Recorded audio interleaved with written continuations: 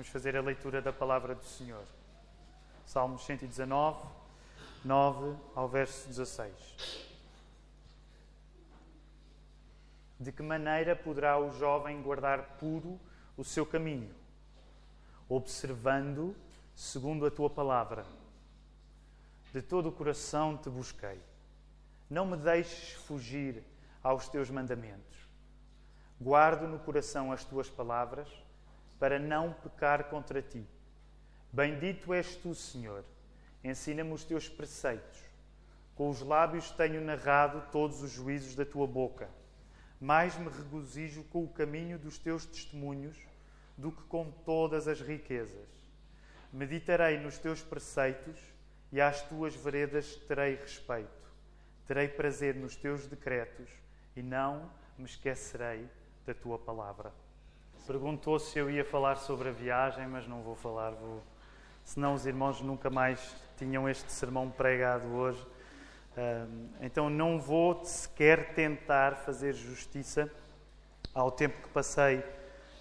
Não chegou uma semana nos Estados Unidos, mas depois no Brasil. Não vou tentar fazer justiça ao tempo que passei lá, mas gostava apenas de dizer que fui muito abençoado. Muito abençoado. Foi muito bom. Mesmo tendo em conta o bicho que me picou, ainda não sabemos, porque tínhamos de pagar cerca de 100 euros para saber se tinha sido o bicho do dengue, ou do zika, ou da malária. E achámos que não valia a pena gastar tanto dinheiro para saber isso. Fiquem descansados, esta fase não é contagiosa. Não? Mas provavelmente terá sido uma dessas coisas que me aconteceu lá. Mas Deus cuida de nós e por isso foi muito bom. Quero só tentar dizer uma coisa, que é... e vou tentar não me perder muito, porque depois a minha tendência é perder-me.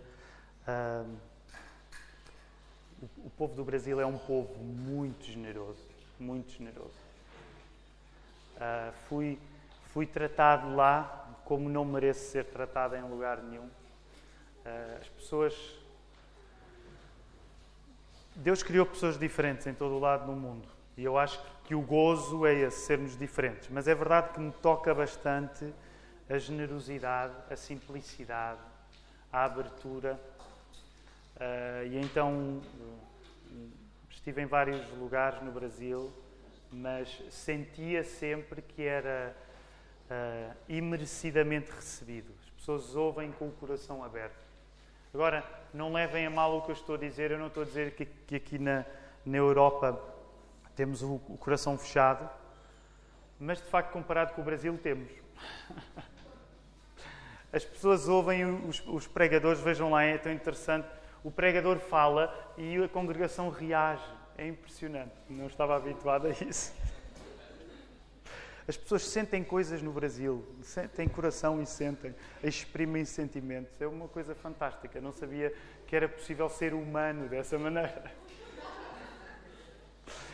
Mas é bom. Mas com isto tudo, amei estar no Brasil, mas é bom estar em casa. É bom estar em casa. E depois, se Deus quiser, então poderei falar um pouco mais acerca desta grande aventura lá no Brasil. Mas vamos até à palavra. Vim com um compromisso que é tentar pregar menos. O que é que os irmãos acham? Parece-vos bem? Sim? Sejam sinceros, ok? Sejam sinceros. Vou tentar pregar menos. Nem que seja só nos primeiros domingos, para os irmãos pensarem que ainda gostam de mim. Hoje gostaria de vos continuar a falar acerca da importância da palavra de Deus. Temos estado a falar sobre a Reforma Protestante. Está quase a terminar. Se Deus quiser, vai terminar em abril. E depois encerramos o assunto. E hoje gostaria de vos falar na importância da palavra, a centralidade da palavra. Todos os sermões sobre a Reforma têm sido um pouco sobre isto, mas gostaria de vos falar sobre a importância da palavra a partir do Salmo 119, que nós já lemos hoje. Deixem-me começar por falar-vos de Lutero. Em todos os sermões, de uma maneira ou de outra, temos falado sempre de Lutero. Lutero tem sido uma personalidade incontornável nesta série de mensagens. e gostava de vos falar num sermão que Martinho Lutero pregou em 1530. Em 1530, Martinho Lutero prega um sermão chamado Sermão para que se mandem os filhos à escola. Sermão para que se mandem os filhos à escola. E este sermão serve-nos de ilustração para a importância da centralidade da palavra no cristianismo evangélico. Então, vou ler alguns excertos deste sermão de Martinho Lutero e a partir daqui nós vamos entender como para Lutero era importante a centralidade da palavra e a educação dos filhos a partir da centralidade da palavra. E o plano é que nos 2 próximos sermões possamos estar a falar na centralidade da palavra aplicada à educação que nós damos aos nossos filhos. Então, quer no sermão de hoje, quer no próximo sermão. Então, 1530, Lutero prega este sermão e eu vou passar a ler alguns excertos. Se dormirmos neste ponto, deixando a juventude no abandono e permitindo que os nossos descendentes se tornem tártaros e animais selvagens, então será por culpa do nosso silêncio e ronco e teremos que prestar contas rigorosas sobre isso. Lutero está apenas a começar. Vocês vão ver agora o que é pregar um sermão a Lutero. E de cada vez que acharem que os meus sermões são duros, vocês vão ler sermões do Martinho Lutero para perceber o que é dureza. Ele está apenas a começar. O facto de ele ter chamado já aos seus descendentes tártaros e animais selvagens é apenas o começo, não é? Todos nós, na verdade, temos vontade de chamar tártaros e animais selvagens às nossas crianças, volta e meia, e sobretudo às crianças dos outros, não é? E então Lutero sabia bem o que é que isso queria dizer. Porquê? Porque para a Reforma Protestante, a educação dos filhos era um assunto sério ao ponto de merecer que Deus ajustasse contas connosco se nós não os educássemos como deve ser. Portanto, Lutero sabia que se nós não educarmos os nossos filhos, eles vão ficar tártaros e animais selvagens e Deus vai nos pedir contas disso. Caso os pais que estavam presentes na congregação a ouvir este sermão não ficassem convencidos com aquilo que Lutero estava a dizer, ele praticava uma modalidade que infelizmente foi abandonada nos sermões atuais. Que modalidade era essa? Lutero rogava uma praga às pessoas durante o sermão. E eu tenho pena que hoje isso já não possa ser feito, porque tenho muita vontade de vos rogar pragas às vezes, mas ainda não consegui chegar ao ponto onde Lutero chega. Então, para vocês terem uma ideia do que é que Lutero dizia. Então, Lutero está a dizer que é importante mandarem os filhos à escola. Caso as pessoas não concordem com ele, vejam bem o que ele diz durante a mensagem. Isto era o sermão de Martinho Lutero. Sejas maldito tu, e que venha tanto sobre ti, como sobre os teus filhos, pura ignomínia e miséria, ou então que sejais castigados por outras pragas, para que não sejas condenado juntamente com eles apenas aqui na terra, mas também lá eternamente no inferno. Okay? Isto é que é sermão a Martinho Lutero. Não é? Quando chega ao ponto em que o pregador consegue rogar pragas às pessoas e mandá-las para o inferno. Okay? Martinho Lutero, o estilo dele. E ele não vai ficar por aqui, ele vai continuar. Disso não escaparás, portanto, de ir parar ao inferno, para que compreendas que não és dono absoluto dos teus filhos, como se não tivesse o dever de entregar um deles a Deus, e neste caso ao ministério pastoral. Deus também quer ter direito sobre eles, e ademais, pertencem os teus filhos mais a Deus do que a ti. Imaginem se os sermões hoje pudessem voltar a ser pregados desta maneira. Então, Lutero tinha a perfeita noção de que educar os filhos era fundamental, porque, em último grau, os filhos que nós temos não nos pertencem a nós. Eles são-nos dados por Deus. E ainda nesse sermão, Lutero vai continuar. E vai ser um bocadinho mais ternurento. Lutero era um homem duro, mas ele era um homem que sabia ser ternurento também. E por isso ele vai mostrar um lado diferente na pregação do mesmo sermão. E ele diz assim, para ilustrar a importância que ele dava à educação das crianças, vejam o que Lutero diz. Da minha parte, se pudesse ou tivesse que abandonar o ministério da pregação e outras incumbências, Nada mais eu desejaria tanto quanto ser professor ou educador de meninos. Nada mais eu desejaria tanto quanto ser professor ou educador de meninos. Pois sei que ao lado do ministério da pregação, esse ministério da educação dos meninos é o mais útil, o mais importante e o melhor.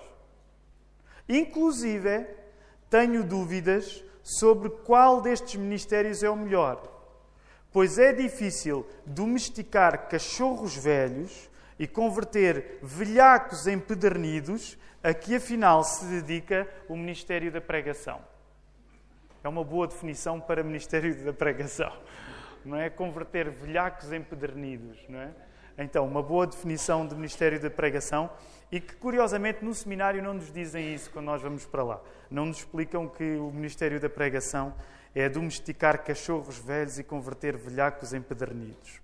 Esta era a maneira como Lutero tinha de definir o ministério da pregação. Mas reparem como é que ele define o ministério de educar as crianças. Enquanto as arvorezinhas novas são fáceis de dobrar e criar, embora algumas também se quebrem neste processo.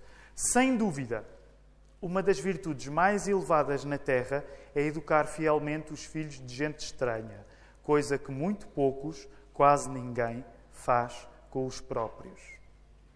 Então reparem bem o modo como Lutero olhava para a educação das crianças. Ele tinha a educação das crianças como uma coisa mais importante que poderia fazer, eventualmente ainda mais importante do que ser pastor. Ora, vamos voltar ao contexto de há 500 anos. Imaginem, há 500 anos, o catolicismo medieval tinha complicado bastante a tarefa das pessoas simples lerem a Bíblia.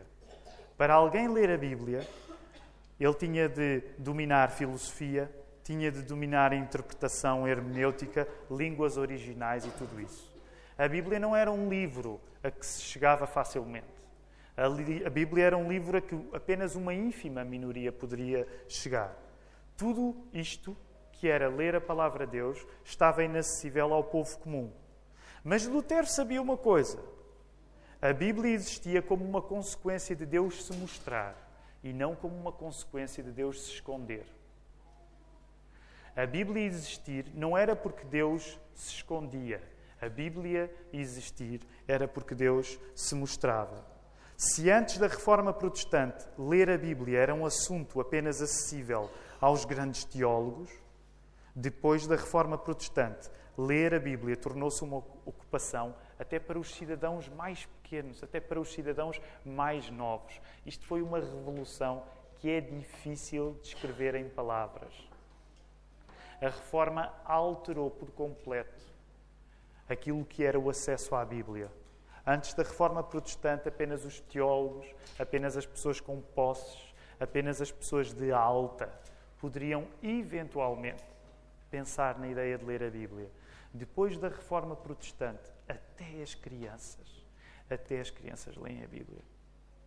Até as crianças leem a Bíblia. Para Lutero, era a obrigação dos políticos arranjarem escolas para todas as crianças. Sabem, para todas as crianças, estamos a falar de rapazes e estamos a falar de meninas também. Porque há 500 anos, em grande parte, achava-se que os homens é que precisavam de educação. As mulheres não tinham acesso à educação.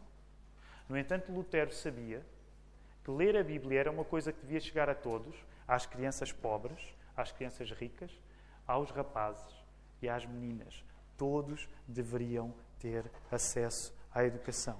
Calcula-se que por volta do ano de 1500 houvesse em algumas zonas da Alemanha uma escola para cerca de cada 1000 cidadãos. Só para nós termos ideia, Portugal só veio a atingir um grau de escolaridade assim no século XX. Já pensaram nisso? A Alemanha, por causa da Reforma Protestante, escolarizou o país de um modo que nós precisámos mais de 400 anos para chegar lá. Esta é uma das coisas que eu gostaria que nós pudéssemos compreender. Quando a palavra de Deus está no centro, a nação alfabetiza-se. Quando nós acreditamos na centralidade da palavra de Deus, nós damos cultura a toda a gente, inclusive aos nossos filhos. A ideia da palavra estar no centro não é apenas um conceito religioso. É um conceito que muda uma cultura inteira. Quando nós acreditamos que o modo como o Espírito dirige a Igreja é através da palavra aberta, isso não fica apenas dentro das igrejas. Isso muda a maneira como nós lidamos com toda a cultura. E por isso mesmo, os países que foram influenciados pela Reforma Protestante, eles alfabetizaram as pessoas de um modo que os países que não foram influenciados pela Reforma Protestante não alfabetizaram. E deixem-me dar um pequeno exemplo disso. Sabem, nós hoje somos uns privilegiados. Nós hoje vamos à escola, aprendemos a ler. Mas sabem, no tempo dos nossos avós, no tempo do meu avô foi pastor em igrejas de interior, em Portugal, Guarda, Viseu, depois mais tarde foi para Guimarães. E sabem que há 60 anos era muito comum as pessoas não saberem ler. E uma das coisas que acontecia quando uma pessoa se tornava evangélica, quando ela se tornava protestante, em Portugal, no século XX, é que muitas vezes a pessoa que não sabia ler aprendia a ler apenas para poder ler a Bíblia. Então, reparem, era uma amostragem mínima de uma realidade cultural transformada pelo Evangelho. A pessoa tornava-se protestante e, como a Bíblia está no centro, ela aprendia a ler de propósito para saber ler a Bíblia. No caso da minha família, na família do meu avô materno, aliás, o meu tio Silas conta essa história. O meu tio Silas, o pai do André, creio que está lá em cima, com a Joana, e ele conta a história. O meu tio Silas é ali da Igreja Presbiteriana da Tomás da Anunciação, aqui perto, em Campo de Ourique, mas ele conta a história que, como filho de pastor, por causa do culto doméstico, ele, quando chegou à escola, já sabia ler. Porquê? Porque aprendeu a ler na Bíblia de João Ferreira da Almeida. Porque ser protestante há 50, 60 anos, era pertencer a um país diferente do nosso próprio país. Era ter uma cultura diferente, onde a palavra estava no centro, onde a cultura era um resultado natural de ser protestante. Graças a Deus, hoje somos todos mais cultos, temos todos os acessos a mais cultura. Quer dizer, talvez não sejamos todos mais cultos, mas o acesso à cultura é uma coisa mais fácil. Mas também por causa disto fica às vezes difícil para nós compreendermos o modo como o protestantismo mudava a realidade cultural. E isso era uma das coisas que acontecia. Agora reparem, quando a palavra de Deus está no centro, a nação alfabetiza-se. Simultaneamente, quando a palavra está no centro, a educação das crianças cresce, e deixem-me usar aqui uma palavra que pode parecer estranha. As crianças logocentrizam-se. O que quer dizer logocentrizam-se? Aliás, nós hoje ouvimos a palavra logocentrismo, e num ambiente mais intelectual, o logocentrismo é um termo usado como uma coisa não muito boa. Para quem estudou filosofia, ou para quem estudou comunicação, ou para quem estudou linguagem, a palavra logocentrismo é a ideia, muitas vezes é usada para cunhar aquilo que aconteceu com o iluminismo. Não é? Com o iluminismo, a ideia de que a razão é muito importante.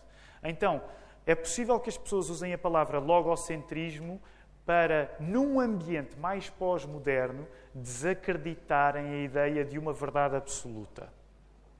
Então, o logocentrismo, para quem faz cursos mais de ciências sociais, é usado como uma palavra que explica uma crença exagerada em verdades absolutas. É uma definição possível. Ora, eu não quero usar a palavra logocentrismo nessa acessão, mas quero usar a palavra logocentrismo num sentido mais literal. Centrismo, centro, e logos. O que é que logos quer dizer no grego? Tem ideia? O que é que a palavra logos quer dizer no grego? É a palavra que dá origem à nossa palavra portuguesa, lógica. Mas o que é que logos quer dizer no grego? Alguém tem ideia? Quer dizer palavra. João 1, Logos. O Logos se fez carne. A palavra fez-se carne. Eu gostava de usar a palavra logocentrismo neste sentido. Palavra no centro. Nós acreditamos que quando a palavra está no centro, a educação que nós damos às nossas crianças é uma educação diferente. Ser logocêntrico não significa que tudo pode ser explicado por nós. Mas ser logocêntrico significa que se tu e eu fomos criados pela palavra de Deus, então a palavra é o que melhor demonstra o nosso acesso à realidade das coisas. O protestantismo, neste sentido, ele é desavergonhadamente logocêntrico. Ele acredita que a palavra deve estar no centro. Ele acredita que a palavra não é aquilo que nós decidimos fazer com a realidade. Ele acredita que a realidade é aquilo que a palavra fez. E tenho-vos falado nisso noutros contextos. É isso que nos faz valorizar a palavra. Ao contrário do que se diz, nós não acreditamos que palavras levas o vento. É verdade que nós podemos usar as palavras indevidamente. É verdade que nós podemos ser superficiais com as palavras. Mas o valor da palavra é um valor muito mais estável, muito mais sólido do que o nosso próprio valor. Porque Deus criou todas as coisas através da palavra. E por isso, nós não temos de vergonha de dizer, sim, somos logocêntricos. Nós acreditamos que a palavra é a coisa mais firme que existe na realidade. Por isso mesmo, lembram-se no sermão profético, Jesus diz, muitas coisas vão passar, mas há uma coisa que não vai passar. A minha palavra não passa. A palavra de Deus não passa. Tudo pode passar. As coisas mais sólidas podem passar. A terra. As coisas mais incontornáveis da nossa vida podem passar. O céu, o sol, tudo isso pode passar. Mas a palavra de Deus não passa. Portanto, ao contrário do que nós somos educados a acreditar, as palavras não são coisas cuja forma é fluida. As palavras vindas da palavra de Deus é a coisa mais sólida que nós podemos ter.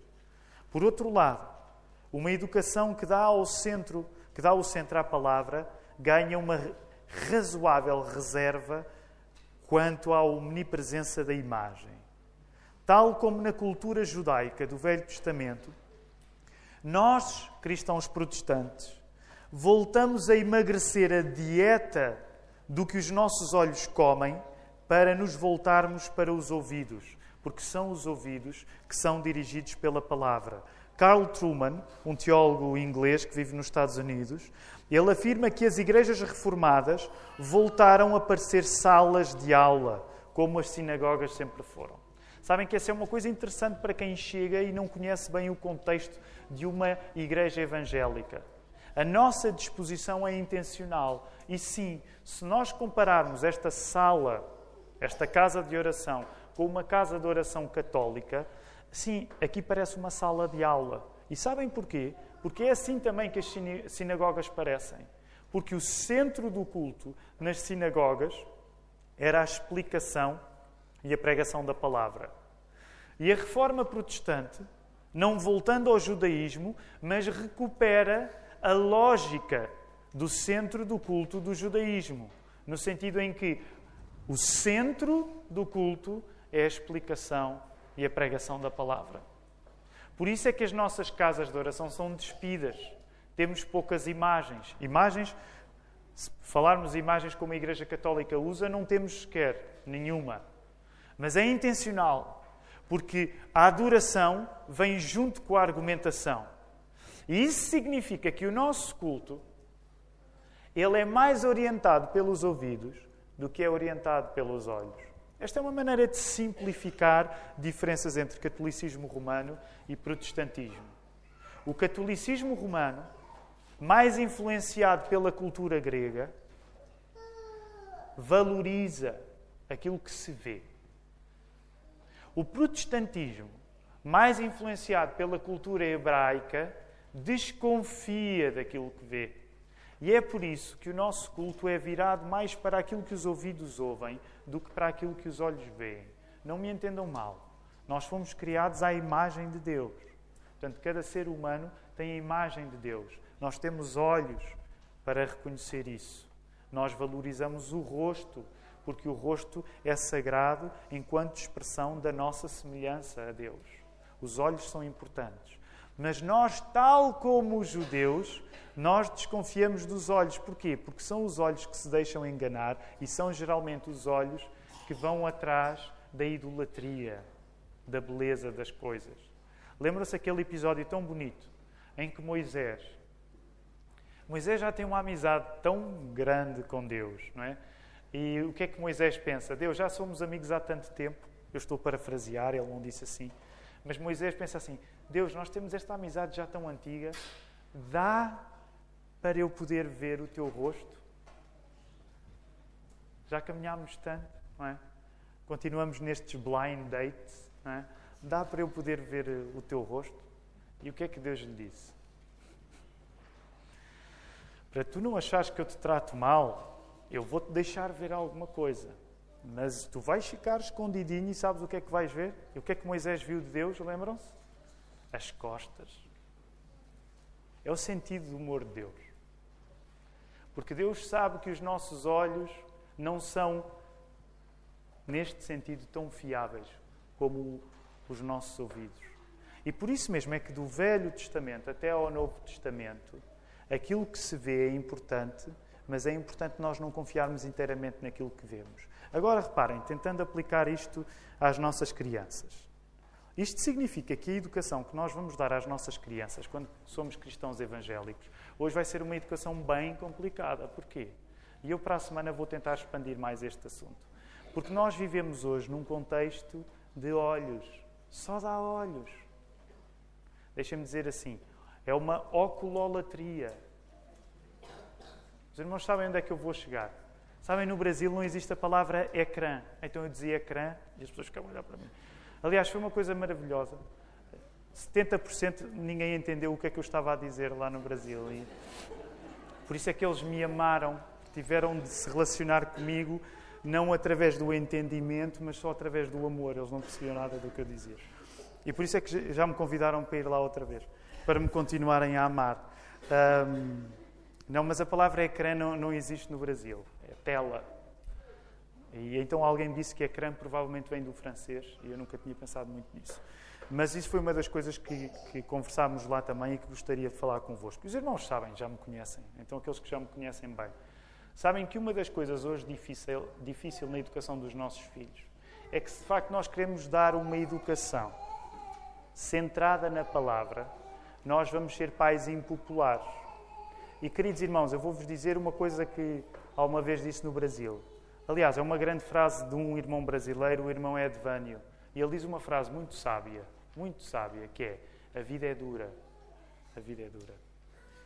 Isso era uma das coisas que eu gostava de vos dizer, meus queridos irmãos. A vida é dura. Educar crianças no princípio da palavra é duro. Significa que nós vamos ter de tomar decisões que são muito impopulares para que as nossas crianças não cresçam tão obcecadas pelos olhos como a nossa cultura já faz. Agora, e eu sei, e por isso vou deixar esta parte do sermão para a semana, não há nada como falar na educação dos filhos para nós nos zangarmos uns com os outros. É quando nós falamos na educação dos filhos em que as nossas defesas se levantam. Porquê? Porque é quando eu sinto que alguém coloca em causa a maneira como eu amo as pessoas mais importantes na minha vida, que isso me pode, de facto, ofender. E eu não quero ofender ninguém. O meu trabalho aqui é pregar o Evangelho, não é ofender ninguém.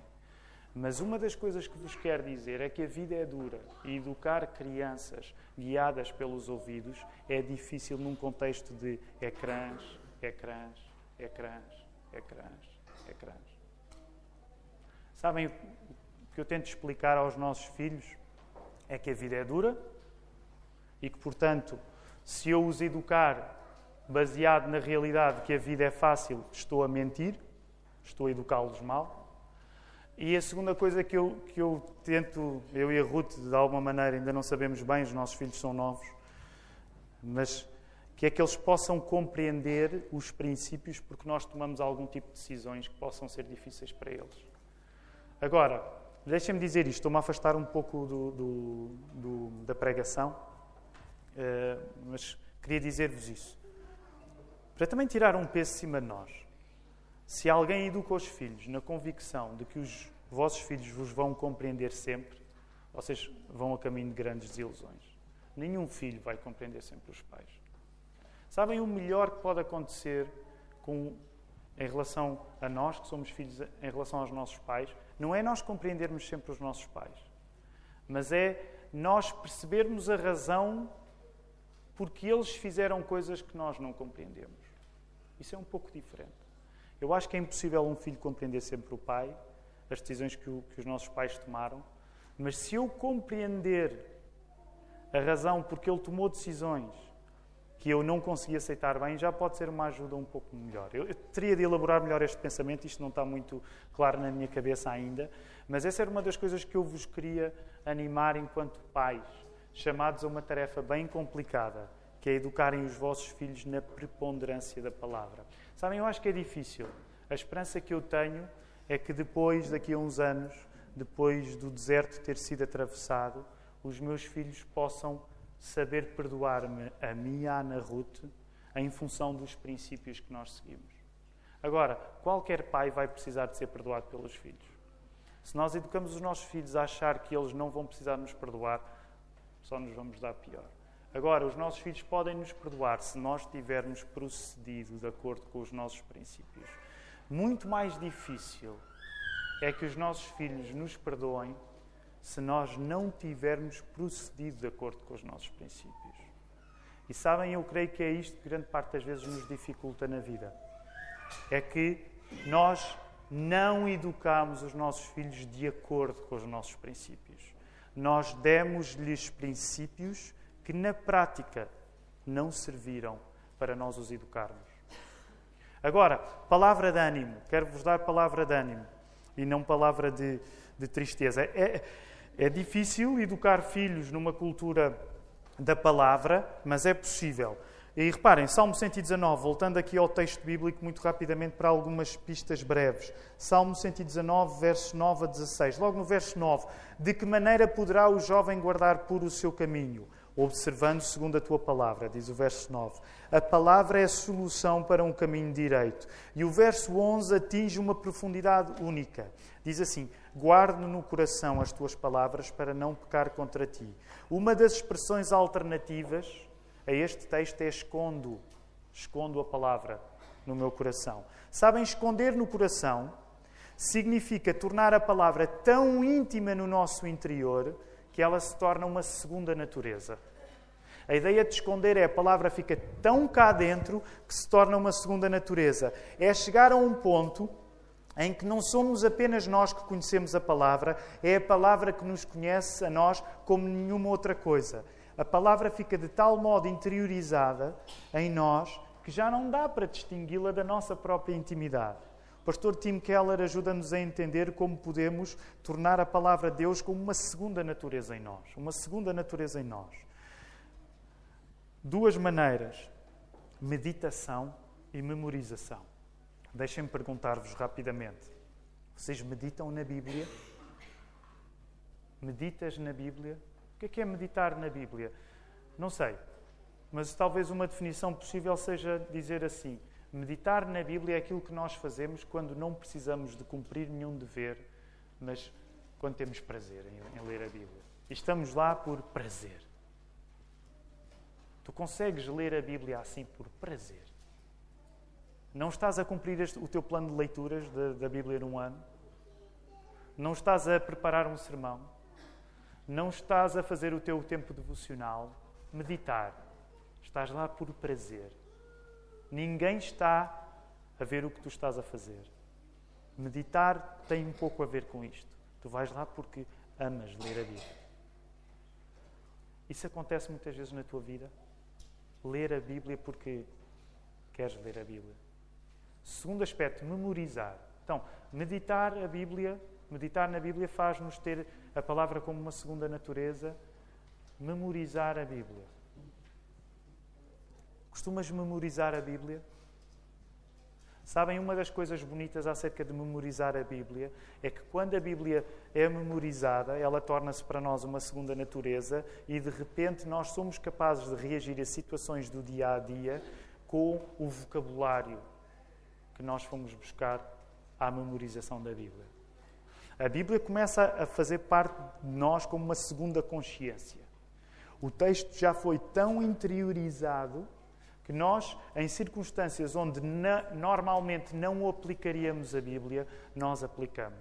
Porquê? Porque ela tornou-se uma segunda pele. Memorizar a Bíblia tem este efeito.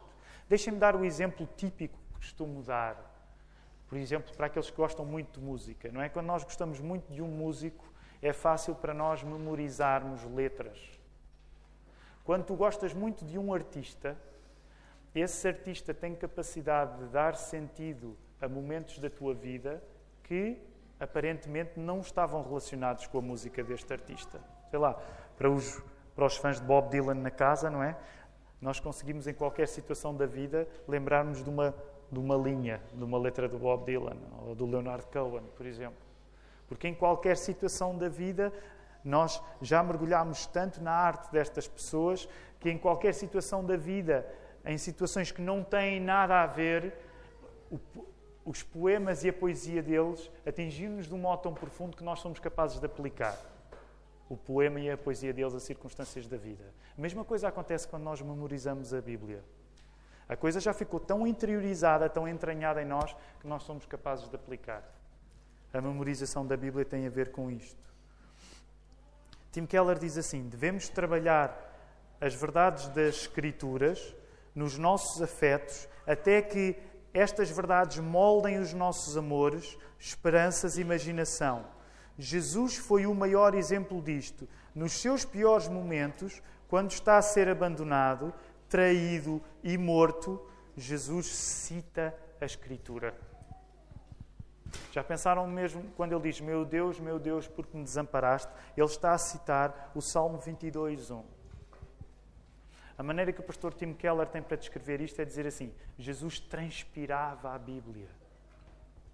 Jesus transpirava a Bíblia.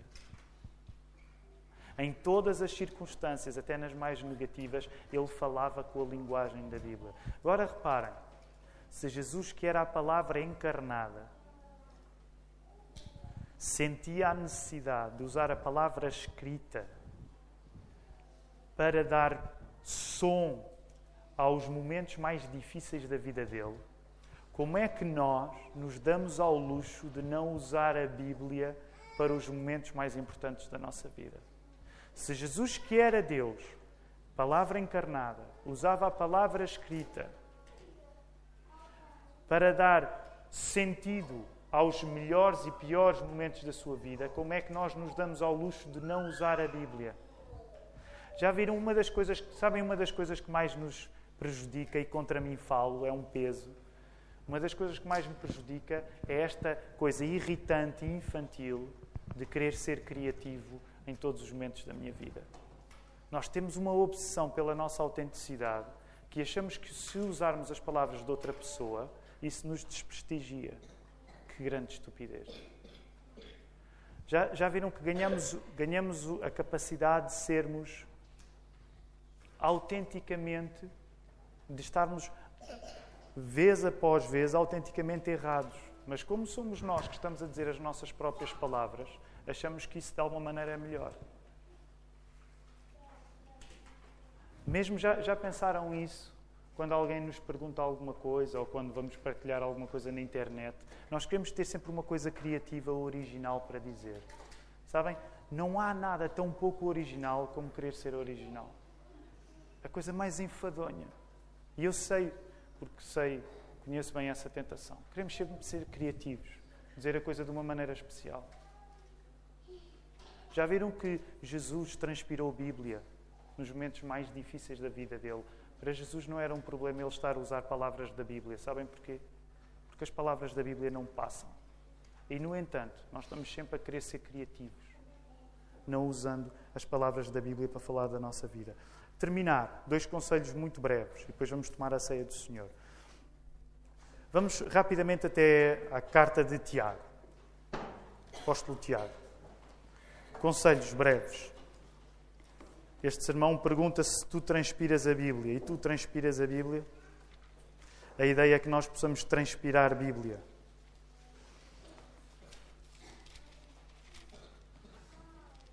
Olhem, capítulo 5, verso 12. Só quero que coloquem os vossos olhos aí, por favor. Não vamos precisar de ler. Tiago. Tiago é um apóstolo incrível. Sabem? Folheiem rapidamente até ao capítulo 3. Vejam bem como é que Tiago é. O poder da língua, no capítulo 3, o poder da língua e o dever de refriá-la. Ok, se nós somos uma cultura que coloca a palavra no centro, se nós tentamos educar os nossos filhos na centralidade da palavra, então quero dar-vos um conselho. Por um lado vamos falar mais. Primeiro conselho que eu quero dar, vamos falar mais. Agora, o que é que nós vamos falar mais? Vamos falar mais aquilo que apanhamos aí no capítulo 5, podem avançar para o capítulo 5 de Tiago, entre os versos 9 e 16. O que tu precisas de falar mais é a linguagem da oração, do louvor e da confissão de pecados. Eu vou-te dizer o que tu precisas dizer. Precisas de orar mais, precisas de louvar mais e precisas de confessar mais os teus pecados. E vou aplicar one size fits all para toda a gente.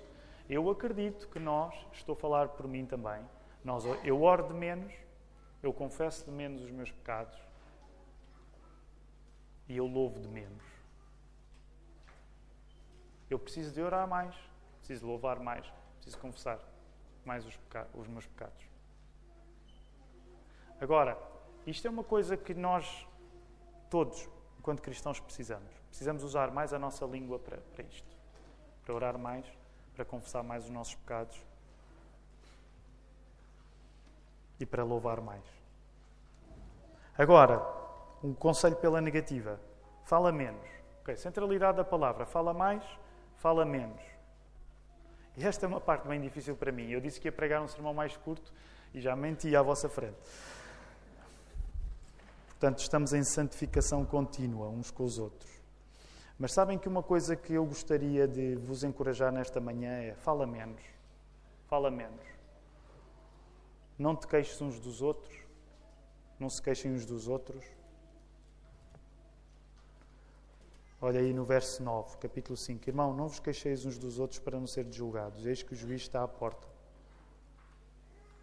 Não digas com certeza coisas que não podes garantir que vais fazer.